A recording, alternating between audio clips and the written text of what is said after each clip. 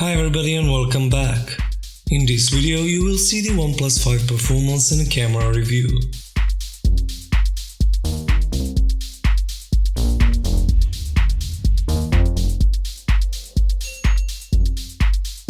In our previous video we've unboxed the so-called flagship killer, and now we are comparing it to another flagship killer that you've seen in our videos, the Honor 8 Pro. These two phones are pretty comparable in terms of specs and in terms of design. So let's start easy, testing the fingerprint scanners. You should know that these two devices have some of the fastest scanners in the market, and comparing them side by side they're neck and neck. Before showing you some benchmark scores, we are trying out a couple of standard apps. In some cases the OnePlus is faster, and in some cases the Honor prevails. Benchmarks only confirm that fact, showing us the scores that are pretty similar in most cases, except maybe in 3D graphics. I should mention that the Honor 8 Pro is 3 months old and full of apps and data. On the other hand, OnePlus 5 is a fresh device, so this is not a fair comparison, but nonetheless. You've seen the spec sheets, you've seen the benchmark tests, no surprises there. 6 gigs of RAM on both, the latest hardware, so these are both very powerful devices worthy of the name flagship killer. Moving on with a camera comparison. You know from our videos that the Honor 8 Pro has a solid camera packed with lots of features. OnePlus 5 brings us dual cameras as well, but a completely different philosophy.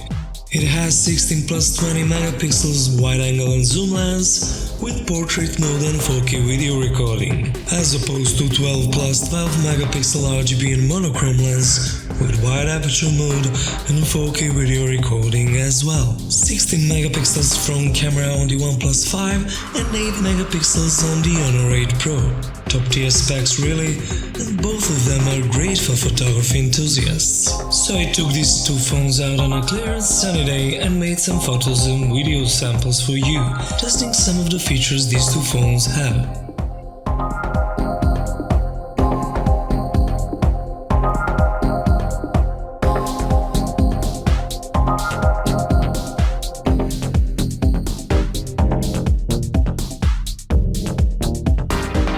First, the 4K video test. It's of course downscaled to 1080p. You have the manual controls on both, and on the Honor you can use the wide aperture mode for video too. OnePlus has stabilization in 4K, the Honor doesn't.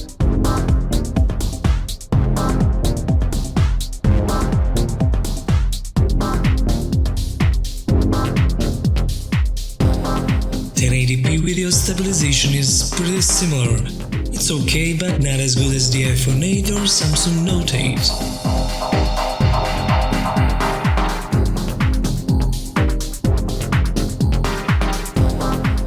The same can be said for the slow motion video, but I must say I prefer the Honor 8 Pro here.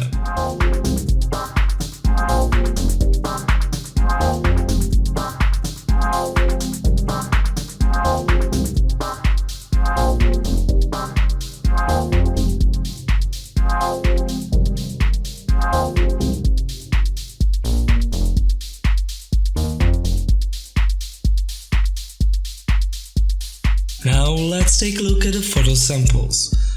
As I said, OnePlus lacks a lot of features that Huawei phones have, but it has a 2x optical zoom, which the Honor 8 Pro doesn't. But the digital zoom is not so bad at all. For the colors, OnePlus is more saturated and more contrasty here, but it's not as color accurate as the Honor 8 Pro.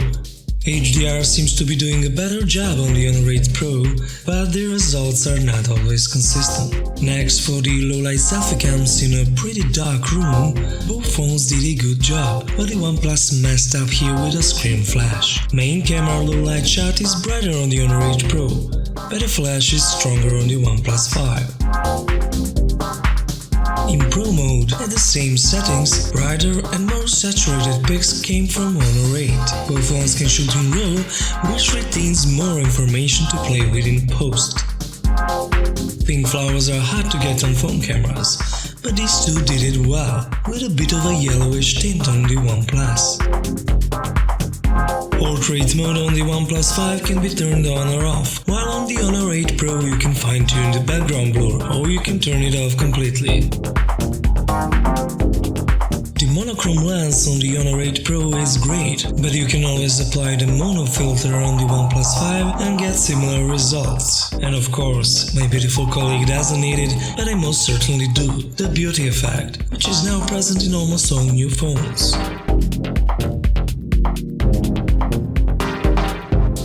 And that, my friends, concludes this video. Please subscribe if you haven't already and click that like button if you think I nailed this voiceover. Thanks for watching.